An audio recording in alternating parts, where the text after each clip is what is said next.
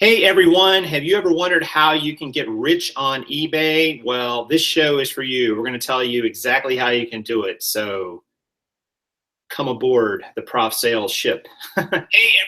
Welcome. Oh, sorry about that. Welcome everyone. My name is Prof Sales, otherwise known as Jason too in my day job. And welcome to my channel. We talk a lot about being an entrepreneur here, being in business for yourself, about reselling, about e-commerce, about eBay, Amazon, the big platforms are out there. But today's show is, I guess, maybe a little different because I want to talk about this idea of getting rich. So we're going to talk about a couple terms. We're going to go to the whiteboard, which I haven't been at in quite a while. So I hope it's informative. I hope you get something out of it. And please, leave me questions and comments down below. We also have a live chat going during the show. So you will hear me interact with people in the chat. And I highly encourage you to leave questions and comments as we go. So I want to talk to you guys today about this idea of getting rich. I guess that's a very clickbaity kind of title, but the reality is a lot of people get started selling on these e-commerce platforms and so on, and they want to, find a way to improve their financial situation. People do it for hobbies too, but a lot of us say, hey, I'd like to make some extra income. And the next thing you know, it turns into a part-time job.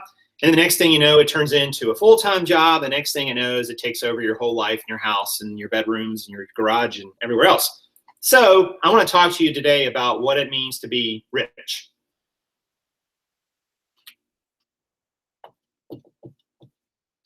And I'm going to put it in quotes for a reason. I think there's three factors in which we all want to be rich. Three ways in which things we all want to have to be considered rich. So the first one is time, talent, and treasure, otherwise known as money, right? Wealth. All right, and if any of you guys have a religious background, you've probably heard some of this before, and this is very similar to that, but not exactly the same. So let me explain what I mean. I'm going to talk about the last two first. So if you don't have talent, you can learn that. You can get educated, you can get skills, you can get training, all those things. Treasure, you can acquire. And the last one, the time, this one's the one that I really want to focus on today, but it is finite. You cannot get more time. You can learn things, you can acquire more money, but this one, you've got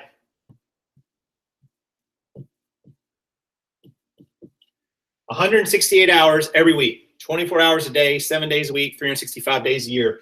We've all got this. This is all we've got. You can't get any more in this. You can't decide, I'm going to wake up this week and I'm going to work 185 hours this week. Not possible, not mathematically possible. All you have is 168 hours, just like I do, just like anybody does, all right?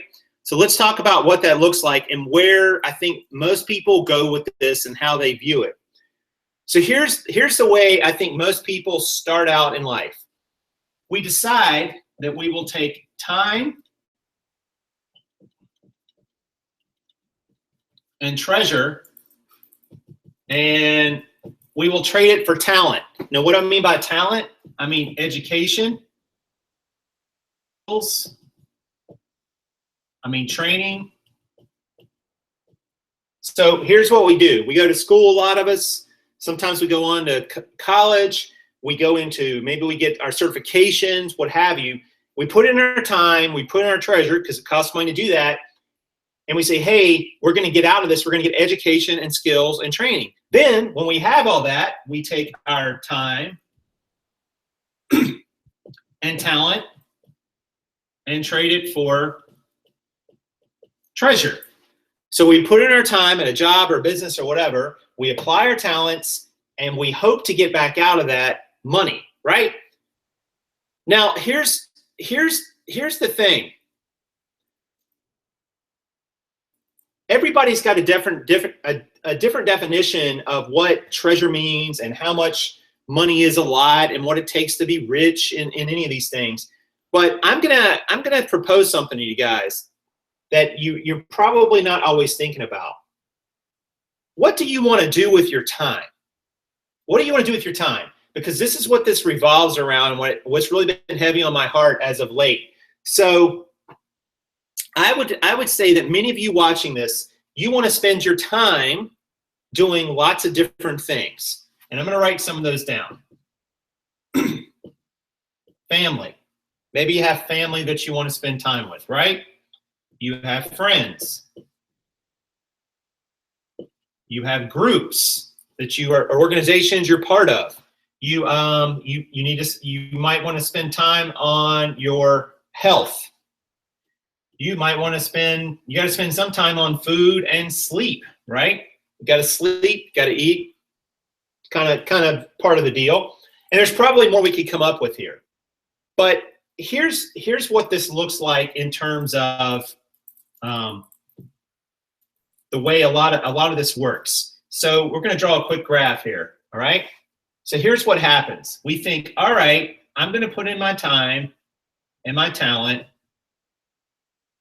and as it goes up, my treasure will go up. So here's what we think happens. So we think, all right, I'm going to put in my time and talent, and I'm going to get treasure, and I'm going to get treasure and money and wealth and da-da-da-da-da, right? That's what we think is going to happen. I've thought it for a lot of my life. I'm going to put in my time, I'm going to apply my talents, and this is going to go like this. And that's not how it works, is it? That's not what ends up happening for most of us. What ends up happening is, for a lot of us, is our graph looks more like this. We sort of meander along and don't really go very far. Why is that? Have you ever stopped and thought about it? And I think there's a few reasons for it. But I think for me, I realized something. I can get more of this, and this can increase, but this one is the tough one. This is the one that I struggle with. Because again, I'm constrained by this. There's only 168 hours. I cannot put in an infinite amount of time. I can literally keep learning things my whole life. I can keep getting training. I can go to school. I can go to classes. I can get all kinds of education. But I cannot get any more of this. And I can't put infinite amounts of this into something, because guess what? Are important to me too. Watching, right? So there's all kinds of things that are taking up your time that you want to spend your time on. But most of us hope we're going to get enough of this so that we can spend more time doing these things. Isn't that funny? I find that kind of interesting. We spend more time working on getting our treasure because we think it will give us more time here, or we're supporting these people, or we're able to go have a good time with these people, or we can spend more time on our health. And yet the time's never there, because as we keep putting in that time, there's less and less time for this stuff.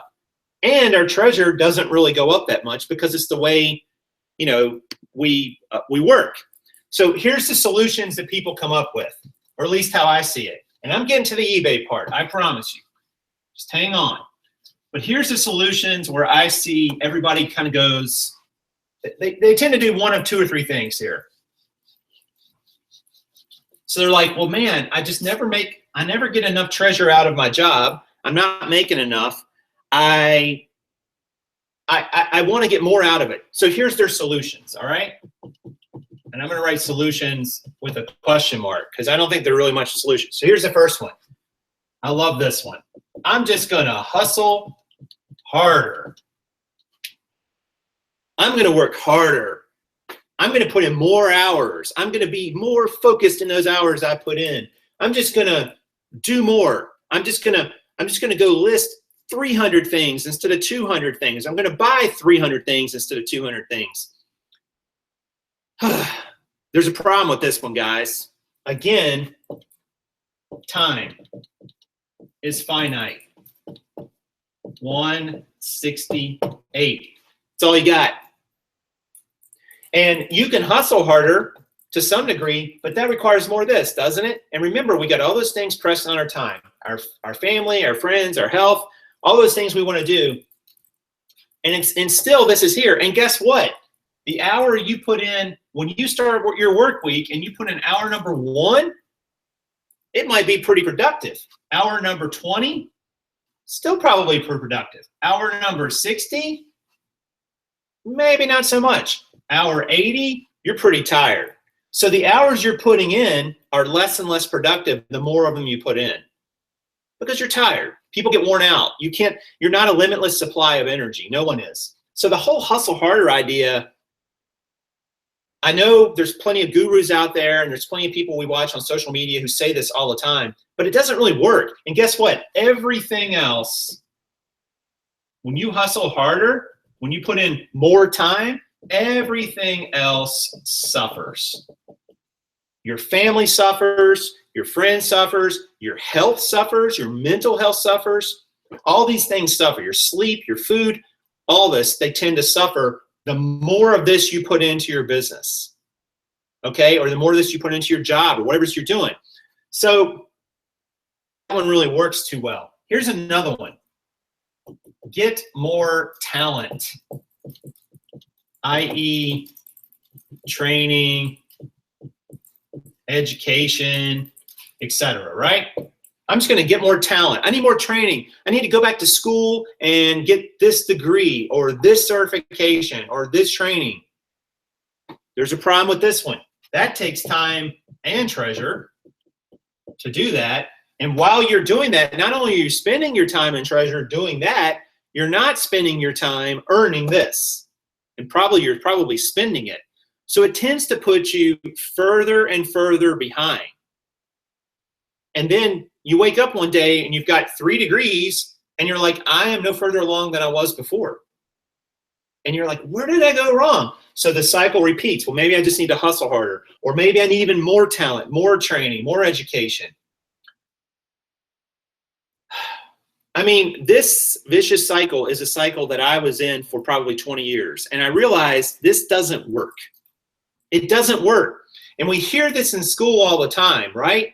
We heard this in school. We heard, work hard in school, get good grades, get out and get a job, work hard at the job, and you'll get ahead in life. And it doesn't work.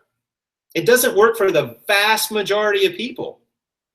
And I will just say it like this. The people who work hard all the time tend to be the people who work for the people who work smart. And that's what we're getting to. You've got to work smart. All right? So I'm going to go back to my number for a moment. Pick a billionaire. Any billionaire you want to pick. I don't care who it is, what industries they're in, how they earn their money. Guess what? That's what you and that billionaire have in common. 168 hours a week. Do you think they just hustled harder than you? Do you think they just had more talent than you? Probably some of you watching this show have more education than Zuckerberg, who dropped out of Harvard. You may hustle harder than Mark Cuban, who used to run like bars and restaurants like that in Indiana or wherever it was. I don't know. I don't know your personal story. But I know that they have this in common with me. So how did they do it? How did they get to this? It wasn't through these. I promise you it wasn't. I'm sure they worked hard and they are talented people, but they also realized that you can bring people into hustle for you. You can hire people to hustle for you. Ford did not hand build every Ford. I mean, they created production lines. He hired people because he couldn't. What's he going to do, just hustle harder and build thousands and thousands of cars? He can't do it. It's not possible. Nobody can do it. You can get more talent by getting it around you. So you don't have to get all the talent yourself. It's how they applied their 168 hours. It's the difference between them and you, and them and me. So what does this all mean, and how can we apply this to eBay? So you got this eBay business and you want to make some money off of it. You want to get wealthy. You want to be well off. You want to get a few bucks in your pocket. You want to pay for that vacation you've been saving up for. I don't know what it is you want to do with it. But if you want to get rich in time, which I think is what we all really want, is to be rich in time so we can spend it doing the things that are really cool and important to us, you got to come up with some solutions. So here's what I'm going to give you today. Here's how I think it applies. Remember, we're trying to be smart, not necessarily harder, smart. This is the first solution I would say that I think will help you. Niche down. I've talked about this on this channel before. So why do I say you should niche down? Because here's why. It promotes efficiencies and repetition, which gives you what? This is something I really agree with Gary Vee on. That is how you win. Speed. When you can do things quickly, and I don't mean working harder, I mean working more efficient. You can repeat things that you do over and over and over, and you're able to go in and gain efficiencies with that. You win because now you're doing the same amount of work in less time. You're more effective, right? Could you go out in your garden and plant a bunch of flowers, digging holes with your hands? You could. It wouldn't be very efficient and something awful probably after a couple hours, but you could go out and scratch around in the dirt and do it. Or you could get a shovel. Why do you get a shovel? Because it's the right tool for the job. So if you're not niching down so that you can go out there and find the same items over and over and over and over and repeat them and know that, you know, like I can walk in the store and look at a rack of jeans and 95% of them I can make a decision on the spot. I don't need to pull out the phone. I don't need to look anything up. I already know because I've repeated it so many times and I'm an efficient sourcer. I can go through a store pretty quickly, which means I can go through more stores in the same time, which means I can bring those home and list those quicker and so on. So niching down is a big one. I think the next one, and this is one where I need to work on personally, replenishables. What do I mean by replenishables? Somebody asked this question the other day. It means this, something you can buy over and over and sell over and over for a reasonable amount of profit, given the amount of time and energy you put into it. So one thing, you know, like for instance, multi-quantity listings. So say you're selling this pen and you're buying this pen for 10 cents and you're selling it for 50 cents every time. But you can buy 100 of these, 500 of these, one listing, keep selling it. You've already figured out how to ship it. Now I know you wouldn't ship just one pen, but how to do it over and over. You can do that when you have replenishables, things that people are going to keep coming back for, things that people they need all the time, or there's not a lot of seasonality and there's not a lot of variation in it. So those are replenishables, things that people need. Like you think about a grocery store. What can a grocery store not be out of? Well, they need to have milk. They need to have bread. They probably need to have eggs. I mean, there's certain staples they really can't be out of because when they are, people will tend to walk out the door and go to a different grocery store. Now, all the other crap they got around the aisles and so on, those things are optional for people. There's certain staples that when you go to certain stores you expect to find. And you can find those items to sell on eBay. You've become more efficient. You're saving time because you're not having to go in and find one item here and one item there. That is a slow model. And I should know because I've done it before. And I still do it sometimes, but it's not an efficient model. It takes so long to do. It's so time intensive. Remember, time is our enemy here when we're trying to be effective in our business. We're trying to get richer in our business. We're trying to get rich in time. Number 3, flow efficiencies. What was I noticing? So for some examples of this. So example, like you might have a better listing process. Maybe you're finding the same items in your niche over and over. Why have you not created a template? I have a men's and women's jeans template. Why? Because it fills in a lot of the things I would normally have to be select every single time. It's worth being a little bit more dogmatic and robotic about my pricing and certain things like that, just to have all those other things filled out over and over, so I don't have to go in and every time think, oh, it's this brand of jeans, or it's this item, or it's this category. A list. So that's an example of a better listing process. Does it save me a tremendous amount of time at any one time? No, but it adds up. It adds up. 30 seconds here, a minute there, and those turn into 10 minutes and 20 minutes and hours. And all of a sudden, you know, those sorts of things will help you do your business a lot quicker and a lot more efficient. So I think workflow efficiencies, and there's lots of things we could talk about with that. It's not really the scope of this video. And the last one I have for you on this eBay solution is to, and it kind of goes back to number one, learn new niches. Why do you need to learn new niches? Because the niche you're in may not always be as great as it is right now. And there's other ones out there that can complement it. That's an area where I need to get better at. For instance, if you're selling suits, for instance, men's suiting, you should probably be selling men's blazers, just the jackets that are not technically with the suits. Why? Because you're typically going to find them in the same place. They have a lot of the same type of buyers and things that people are looking for. They're measured the same. They're listed the same. There's a lot of the same brands. There's a lot of commonality between suits and blazers. So learning new niches is a way to increase your efficiency as well, because you're going to identify niches out there that will work better for you or complement what you already have. And here's the goal, right? So, and we're going to get a little more into this in a moment. Same money. This is it. This is like it all boils down to one thing. Less time. Now, I know some of you out there are going to say, but I thought if we work harder, we'll make more money. And that could be true to a point, but we already saw where that has diminishing returns, how much time you put into your business. If you can increase, like if you can say,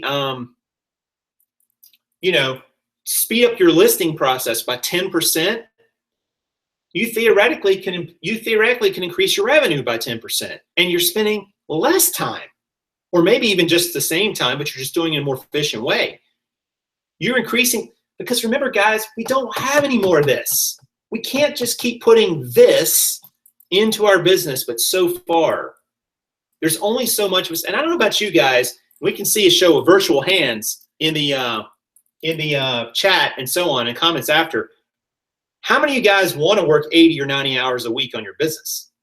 I mean, if you do, great, God bless you. But I don't. I don't for myself to have an overworked, stressful, no time for anything else kind of job. I've been in a couple jobs like that, and they suck, to be quite honest with you. I don't want to be back in those. If I'm going to be in business for that, if my business is going to require that of me, I need to figure out a new business or a new way to do business. So I just think that you have to come up with better solutions for this. So I'm going to tell you what my goal is with all this, or how I think you should look at it. But the idea being same money, same money with less time spent in it. And I'll show you why I think that works better than just pushing more and more time into your business. So let's say you work, maybe it's your business, 40 hours a week, right? The quote unquote standard work week here in the United States. And let's say you earn $1,000 a week. That's $52K a year, right? Sort of a middle of the road, median sort of income. In some places in America, that would be a really good income. Other places in America, it would not be a great income. Doesn't matter. So let's say you want to double your income, all right? Let's say you want to double your income. Now, if I told you, hey, come up with a way to double your income, any way that you come up with will work. How many of you out there would say, oh, Prof, that's easy. I'm just going to work 80 hours, which will give me $104K a year, right? You could do that because I said any way will work. So I'm going to work 80 hours, double, and make double the money. Guess what just happened? You just took 40 hours that you now were spending on other things in your life and now put them in your job in return for more money. But what happened? Hours you were spending, what happened to those things? 5 hours a week you were spending with your son, maybe at, coaching his baseball team, or the 3 hours or 5 hours a week you were spending helping your daughter with her homework, or the 2 hours a week when you go out on date night with your wife, your husband, because you put them into this. But you got more money. Great, right? Not so great. I don't think it's great at all. And that's the standard answer that most people give that doesn't, to me, really make any sense. And it used to make sense. And I thought, yeah, that's what you do, because it goes back to just work hard, just work harder, and it'll all be given to you. But it really isn't. So I would say, I want to do this instead. I want to cut my hours in half and bring home the same revenue. So you're like, well, of course, everybody wants to do that, but how would you do that? Well, we just went through 4 ways you can do that in your eBay business. And those will apply to other things too. But think about if you do that. So now you got 20 extra hours a week, all right? But let's say that even there, you decide, I'm going to take 10 of those hours and put them in my work. Right? Now, if I can make $52K a year on 20 hours a week, and I put 10 back into it, that gives me an additional $26,000 a year. So now I'm at $78K in income on 30 hours a week. And I'm going to take those other 10 hours, because remember, we cut 20, and put them into family, friends, et cetera, et cetera, et cetera. I'm still spending my 40 hours, but I'm spending it differently. Which way would you want to do? I think this way looks much better. Not even because it's more money. Like, it's not as much money as that, right? This will get you more of this if, in this hypothetical situation. But I'd much rather do this. I'd rather make $26,000 less a year, do it in 30 hours a week, and spend this extra 10 hours with these things. Why does that never even come into the equation? Why do people never even consider it that way a lot of times? Because here's what happens. The person goes out and says, well, I got to make more. 52K a year is just not enough, Prof. And so I'm going to put in 50 hours or 60 hours or 70 hours or 80 hours. And you're going to get some return. By the way, you're probably not going to get double the return for 80 hours. You're probably going to be a diminishing return in the real world. But leaving that aside for the moment, nothing's left for this. And plus, you're burned out. You're stressed out. You're exhausted. You probably don't sleep well. You probably don't eat well. You probably don't have a lot of time for your health and fitness. You don't have any time for anything. And so you wake up one day and go, I am miserable. Because even though I'm making $104,000 a year, I am miserable. This did not turn out the way I thought it would. So if you want to be rich, guys, and when I say rich, I mean rich in the things that matter, time, in a way that will still allow you to have the treasure and the income and the wealth that you want. You don't have to sacrifice all that for just because you think I'm just going to put in more and more time and that will get me the wealth I want. It won't, and it's absolutely going to drive you away from all these other things that you quote unquote are doing this for in the first place. Even if it's just for you, even if there is no family and no friends and any of this sort of things, you're still doing it for you. Why would you want to kill yourself like that? Like, I don't want to buy a job. I don't want eBay to become a job for me where I just put in my hours and it generates return. It generates an income. Like, at some point, that's like very boring.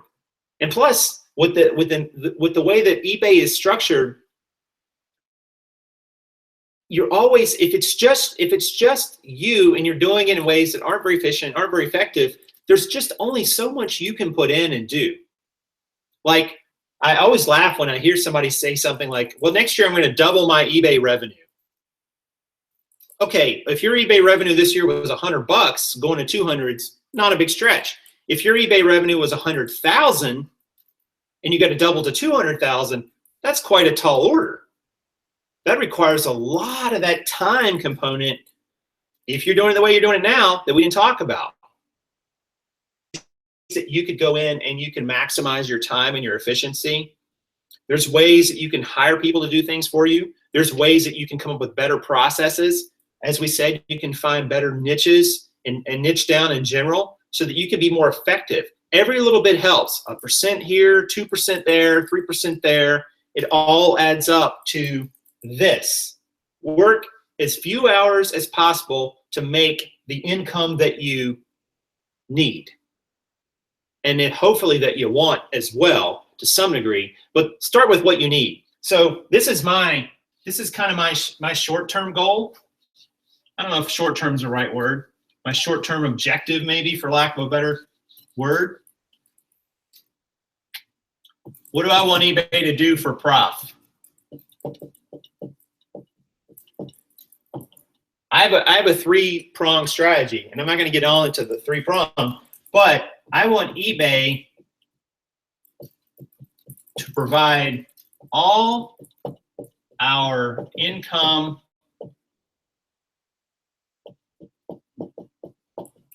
needs for all three of us. I wanted to do that. That's it. And so how do I want it to do that? In the most effective, least time consuming manner possible. Because if I have to put in 100 hours a week to do that, which I'm not sure I'm physically or mentally capable of doing at this point in my life, but even if I was, there's no us. There's no us. There's just a completely overworked, burned out, completely stressed out person trying to keep 3 people afloat. So I wanted to do that. Needs, not wants, needs. Everything we need. And you know, you all have different definitions of what you need and what you want. We're not going to get into that. But if it can do that in a reasonable amount of time and with a reasonable amount of energy put in, the talents that I already have and that I'm always developing every day, is I always learn things and learn new talents, but that's a success. That's a success. That to me, but here's the thing, guys. Suppose this did take 80 hours a week. Now, if it takes 80 hours a week, there's no real time for anything else. There's no time to have any sort of other revenue coming in, much to speak of, or to put much energy into it. There's just nothing left of me at that point. Suppose eBay goes away. I'm screwed. I have no revenue then. I have no backup plan. That's what people do with a job. I always laugh when people say, I want the security of a job. And I thought, so you don't want to become an entrepreneur because you want to go work for some other entrepreneur because that's safer. How does that even make sense? That person can fire you, let you go, lay you off, cut your benefits, get rid of your position, whatever they want, like that, with or without any sort of cause. That's not safety. That's putting all your eggs in one basket and hoping that no one drops the basket. And you're not in control where that basket goes. So to me, you want to have different sources of revenue and different streams coming in, because if you don't, eBay could go away. So if you want to put all your hours into eBay and you want to just work your tail off and hustle harder and work harder, or whatever the slogan of the day is, knock yourself out. But if you wake up one day and find your account suspended, you're going to need to think about your next move very carefully. Because if you keep doing that, repeating that mistake, it's going to happen to you again. I'm going to put all my eggs in the Amazon basket. Amazon can go away. It does for people. It happens all the time. That'll never happen to me. I'm a great seller. I'm cautious. I provide great. Doesn't matter. Doesn't matter. Putting all your eggs in that one basket and just working your butt off in that one basket doesn't really make sense when you think about it for all those reasons. So that's our goal. That's kind of how I feel about this idea of becoming rich on eBay. I want to be rich in time and comfortable in income, comfortable in wealth, so that I can do the things that I want to do with my life, do other things outside of just eBay, and, you know, have a rich, fulfilling life, because nobody ever dies wishing they'd spent more time at work. And I don't anticipate I will either, and you probably won't either. So, all right, so that's, I'm going to take a few questions now if you guys have any. I'm sorry I missed the entire chat. It could be about this, it could be about other things too. I just want to say that if you enjoy the content, hit the like button down below. Karen's running the chat, and she's my admin on duty today. And, you know, subscribe too if you like, to get the notifications. I appreciate you guys. We're closing in on 10,000. We got about 700 people to go, 750 people to go or so. And that's kind of exciting to think about. I never thought this channel would even get to that point.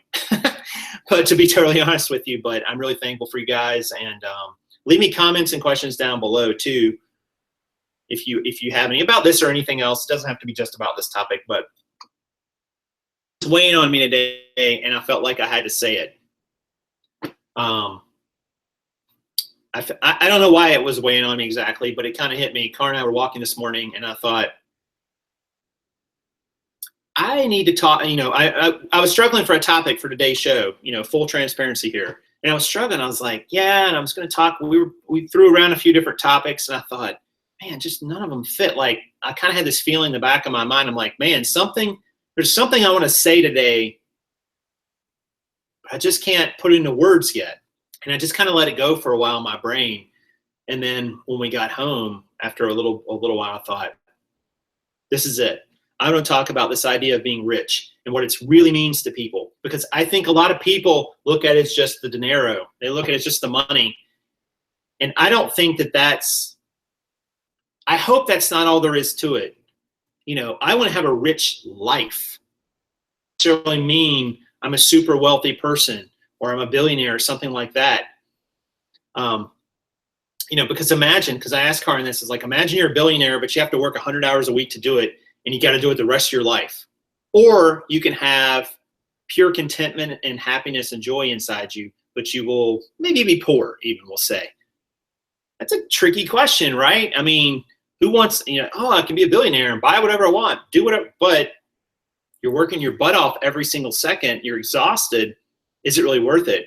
And I gave an example of, guys, this work harder thing, it drives me crazy. I mean, I got to be honest with you. And it drives me crazy because there's people out there who should know better. That I worked in several warehouses when I was in college, temporary agencies. You know, I would get a job for a couple months, you know, during the summer. And, you know, I loaded and unloaded trucks. I ran forklifts and pallet jacks. And I had a great time. I met a lot of interesting characters in those jobs, I can tell you. And I learned a lot of things about life too. I didn't make any money. But what's interesting to me is the people who worked in those warehouses and so on, they made not a whole lot more than I did in most cases. And some of them have been there for like 10, 15 years. It did not matter how hard they worked. They were never going to get ahead. They were never going to see, they could work their butt off for 40 hours a week, or they could do very little for 40 hours a week. Their paycheck was the same. There were no career opportunities for them. It is such a myth in this country that we sell to people, and it just makes me ill to my stomach when we say, just work hard and great things will come to you. If all you ever do is work hard, like I said, you're probably going to end up working for someone who worked smart. That's reality, because they figured out a way to do it better. They figured out a way to use labor. There's nothing wrong with hard work. I'm not saying that at all. It's necessary in a lot of cases. But you can work hard on the back of an asphalt truck, filling in potholes, but it's not going to get you any further. It's not going to advance your career. It's not going to make you wealthy unless you own the asphalt company. You know, that's the person who's working smart. The guys in the back of the truck are the ones working hard. So I just fundamentally reject this idea that it's all about working harder. It's like, it's about working smarter. You know, yes, you've got to put in work. No one's arguing that. But at the same time, it's not being successful on eBay. The people are really successful on it, and I've had some limited success on it. But it's not just about working harder. I mean, it isn't. I could go out and buy every single pair of jeans I run across the bins. And some of them that I sell would literally, I would probably lose money on or come close to it by the time I included my costs and so on. So I just think that, you know, you got to take into consideration how you're working and not just how hard you're working. No matter what you're doing, this idea of getting rich or whatever, be rich in time, be rich in experience, be rich in spending time with the people you love and that love you, that you care about, doing the things you love and the things you care about, and you're winning. If you can do that, you're winning. You're absolutely winning. But most of us, you know, don't do that. And and Sarah said in the chat, I went more than just paycheck to paycheck. That's exactly what most people do. Away from just being completely broke a lot of times, because we're spending right up to the level that we're bringing in and we have nowhere else to go. Like, eBay can be a source of taking you out of that mindset if you work smart. But you've got to work smart, not just this hard thing. It's got to be more about being smart about it and just being able to apply the scale that eBay gives you. I mean, we're living in this amazing time where you have the ability to compete on a global scale with huge multinational corporations. You never could have done that in the past. You would have had to go open up a store and spend all this money, and it's expensive. And you'd have to have credit to be able to do it, you know, and you don't have to do that now. You can start small and build something and scale it. Yes, you can even scale eBay, but you've got to do it in a smart way, guys, or you won't succeed very well. You'll wake up one day and realize, I just got a job. I just got a job masquerading as a business. And I don't want to do that. Maybe you guys want to do that. If that's your aspiration, there's nothing wrong with it. But I just think on eBay, you can do so much more than that. So work smarter, not harder. It's really true. I think wasn't that DuckTales, Karn, they said that? I was thinking, going back in my Disney days or whatever that was. Let's see some other questions and comments here in the chat. I'm working full-time to earn capital to work for myself. Job security only means I have a paycheck I can expect, not depend on. Right. That's right. And you're exactly right, Chicago Crown Hustler. I was raised with this same mentality. I feel blessed that I've known from birth, and I'm not just now discovering. Remind yourself every single day there's more to life than money. Yep, that's exactly true. Let's see. Somebody's talking. I thought somebody was talking to me, John. Sorry about that. I missed a couple things too that went up. Let's see. Bit too much of the friends and family last month or so, though, and now I need to spend some time with my friend eBay before Q4. Yeah, you've obviously got to prioritize your time, Lauren. With that, what's your day look like? I mean, we all struggle with that. Nobody's got that nailed down perfectly every single day. Things come up, things happen. We're people, we're not machines. And you've obviously got to come up with a schedule for how to make your business work and work effectively and efficiently. But I think you can do it. I'm from Canada, and I'm doing a downsize to a 3-bedroom mobile home by the beach and paying 1/4 of what I would want to rent to stay in the same place. That's a great point, Canuck Gal. So many people out there are what I like to call house rich and lifestyle poor. They live in a big, expensive house, but it's so expensive that they literally have no money to do anything else. I'd rather be the other way around. I'd rather live in a more modest house and be able to live a very, fulfilling life and do the things I want to do, rather than just live in this big, huge house where every dollar I was making was going into this house. That's just me, but I know there's lots of people out there who have a different opinion of that or different feel about that. Really need to figure out what's my best niche. Right now I'm selling a little bit of everything, wasting a lot of time. Pick 2, Chris. Pick 2, maybe the ones you've already been doing, and really go after them. Do some research on eBay on completeds and solds, and really go after them and see if you like them. And if you don't, you can go away from them. We've talked about how to niche down before a couple different times on the channel. And I think it pays huge dividends. You have to have some niching. I don't care who you are. Like, there's no way to just look up everything, to be an expert in everything. There's just no way to do that. And I don't think it would be very effective either. I mean, the most effective companies out there tend to be brand centric a lot of times and go after, a specific niche. I don't mean the big retailers like a Walmart or something like that, but I mean the people, the company like an Apple or somebody like that, or Microsoft, or whoever you want to point to that's a large corporation. They found their niches. They found a way. I mean, they have a brand too sometimes, but they found a niche. It's hard to be all things to all people. And I think it's almost impossible.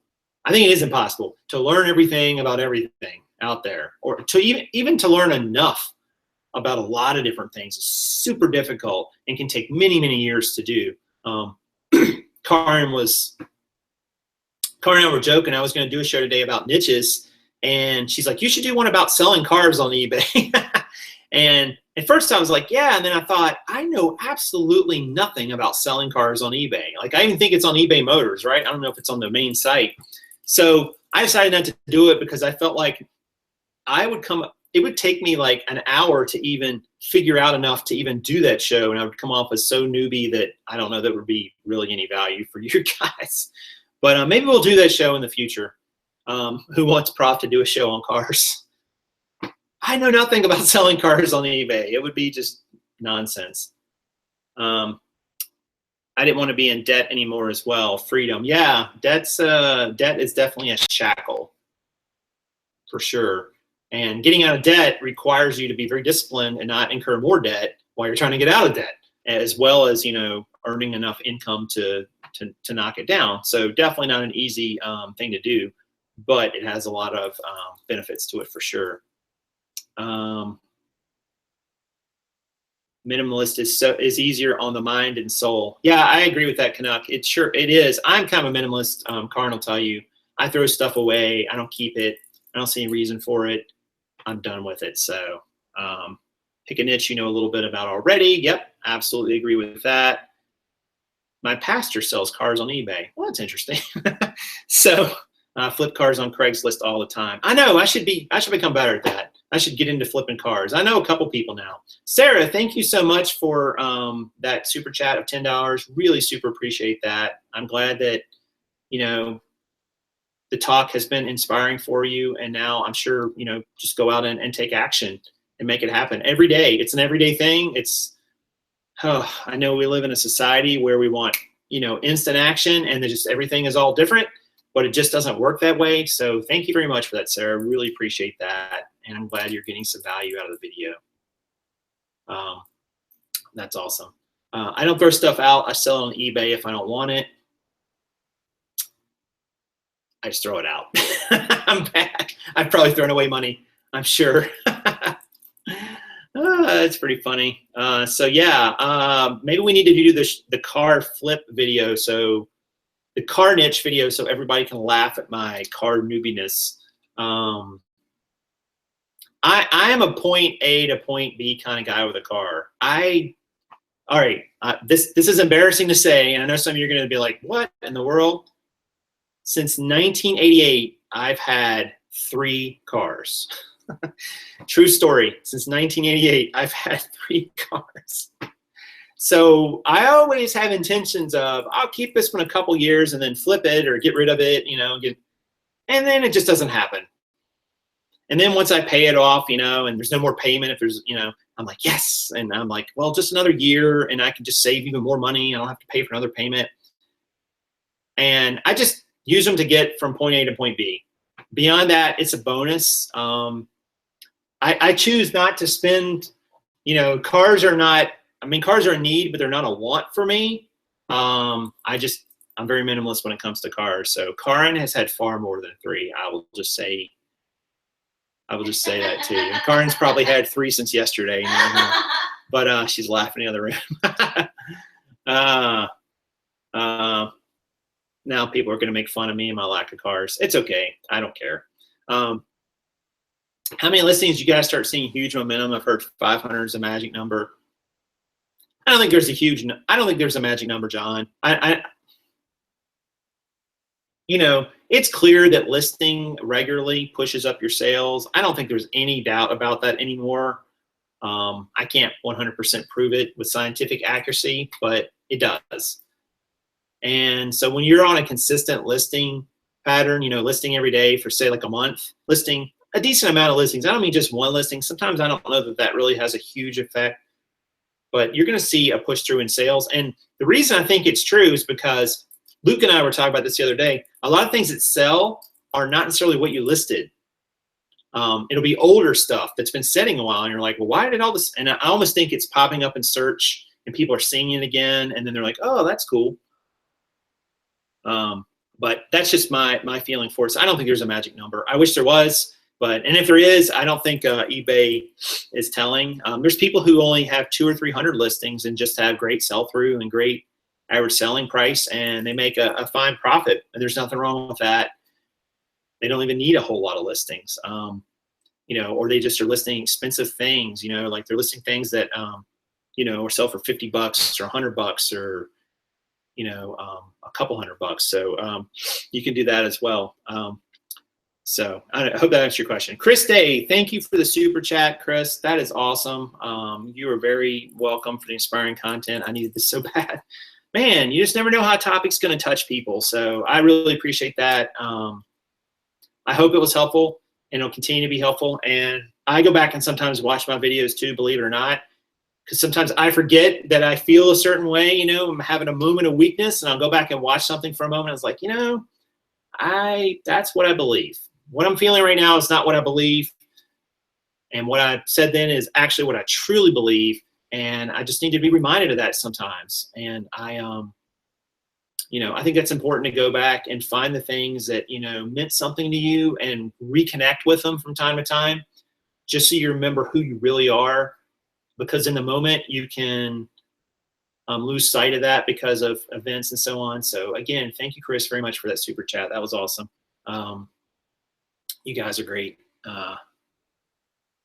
Let's see here. Got a couple more questions or comments here. I just sold 2 items from 3 months ago.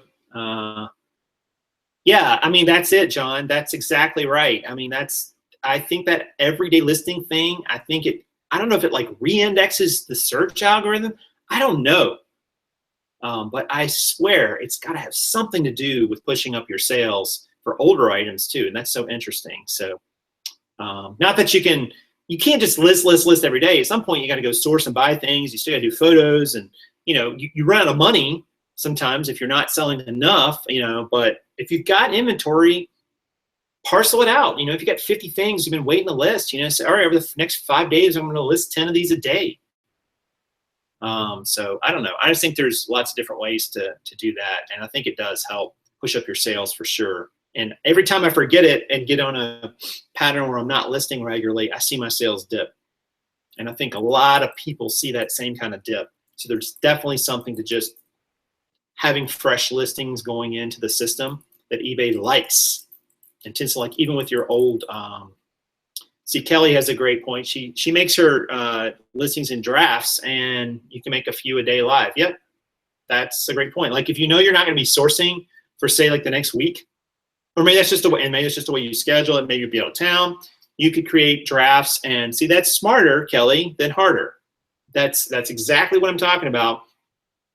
If listing every day helps you, and you know there's going to be a few days that you can't list because of whatever, creating some drafts of things and then taking those live on those days kind of keeps that listing, you know, priming the engine. And that's a great example of working smarter than harder. So that's an awesome tip, Kelly. I'm so glad you said that. I forget about that one sometimes. But that's a great tip. Let's see.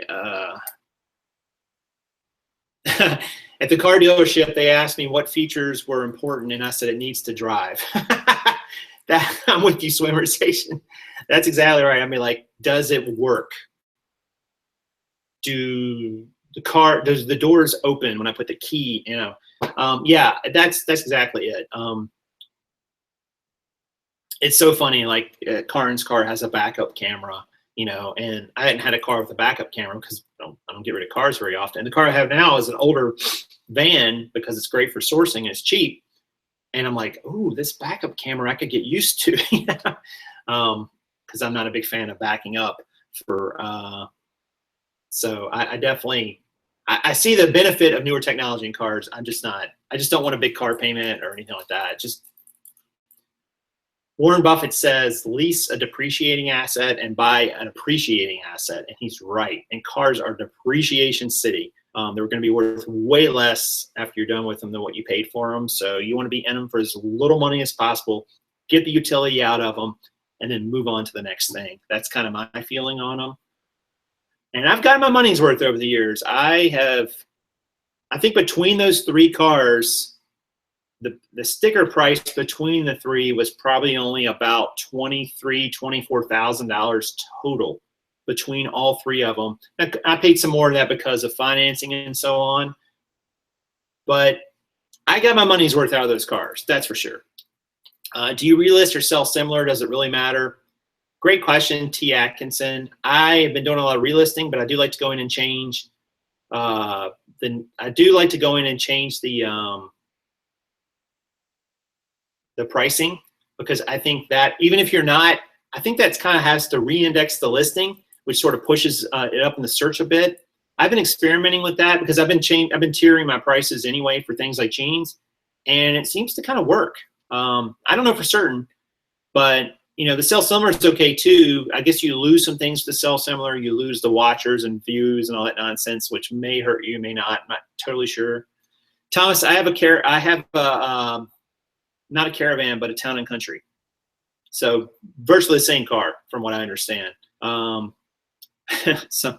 Someday I expand all the thingies, but room, yeah, got a long way to go for that. Yeah, Sarah, that's very true. Room is definitely, you know, but room is an efficiency issue too, going back to the time and talent and treasure thing. You create an effective, efficient inventory system and flow will increase your results because you won't spend time looking for things. You won't spend time having to figure out where you're going to put the next set of things that you source and you list. I mean, that's an efficiency. You got to spend a little bit of time and energy on the front end, but you're doing it to save tremendous time and energy over the back end, which I think is always worth it. My car has a backup camera. I duct taped a Polaroid to the trunk. Nice. I use Good to Cancel, but I adjust the title and price. Yeah, that's a great tip, Thomas. I think that I could do that too, honestly, Good to Cancel, but I've been doing this tiered pricing because I know it kind of lets me keep track of how long I've had these items, which is interesting to me on the fly. I mean, I could go back in my spreadsheet and look and see when I listed it, but that's not very efficient. I'd rather be at the moment to look at and say, okay, that ends with this price, so it's this. It ends with that price, so it's this old. And so then I can make a decision if I really want to get rid of it or not, and just kind of see how quickly things are selling. But Good to Cancel, lots of people, I mean, our friends down in South Carolina, they use a lot of Good to Cancel after the initial 30 days, and they have 6,000 items in their store, and she's been in business for 17 years. So she's doing something right. And they don't experience the lulls that we experience, you know, seasonally, which I think is interesting with clothing. Strategies to save money, such as groceries, spending money, would make a sweet video. That's a great topic, John. We could do something about that. There's some great tips out there, and I'm certainly not an expert at it, but there are definitely ways to save money. I mean, you can only go so far with saving. Saving money is not going to make you wealthy because you're always limited by what you brought in. You may hold on to more of it, but it's still, you can never have more money than what you brought in. It's only going to go out, basically. But it's still important to kind of have some money put away for certain events that could happen. So saving money does have a great benefit. I hate updating the spreadsheet with my new eBay number when I sell similar. I don't do it, Skip. Too time consuming. I just use my own personal SKU number. So, and that still stays on there. Let's see here. I'm probably missing some other ones. This is one business where I feel like there's no right or wrong. Hank says, yep, do your thing. I like that. That's true. I mean, there's definitely different ways to do it. Just always be thinking about how to minimize your time commitment and maximize your results. I think that's important because for all the reasons I said earlier in the video.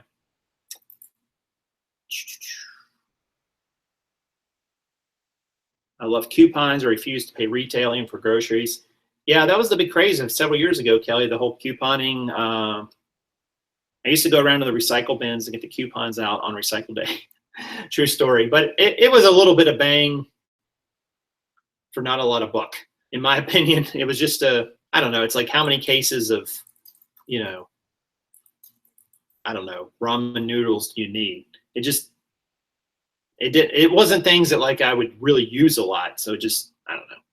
But if you got coupons, absolutely. I mean, use them for, you know, even if you have to make a sacrifice, excuse me, and pay for something and get something different than what you normally get because you've got a little bit better deal. But the problem a lot of people do is they coupon and then they go buy things they wouldn't normally buy just because it's on sale. That is not saving money. That is spending money you wouldn't have normally spent. So it's got to be on things you actually need, not just want. Oscar is selling used and broken smartphones. That's cool. I've heard there's a nice business in that. So that's pretty cool, Oscar. That's cool. I wish I knew more about things like that, but I don't know. There's a lot of different ways to do this. Digital coupons, no paper involved now. I know. Krista Coupons. She's got the right name to talk about couponing, that's for sure. Let's see here. All right, guys. Well, listen, it is 3:01, so we are at the top of the hour. So I want to thank you guys for coming out today. Please hit the like button and leave me a comment. Subscription is in the description of the video. If you'd like to subscribe, it'll be under this video too. That way you can get every video when they come out. You can get an email update. So thank you guys so much for coming out. I hope that the video was helpful. I feel very passionate about it. And if you've got any other questions about it and you want to reach out, you can reach me. My contact links are in the description of this video. And if I can help you out with any of this stuff, I'll be glad to do it. Next up, couponing with Prof. No. All right, guys, that's going to do it for today. So have a wonderful rest of your Wednesday, and I'll see you all real soon. This is Prof Sales saying good sales to you.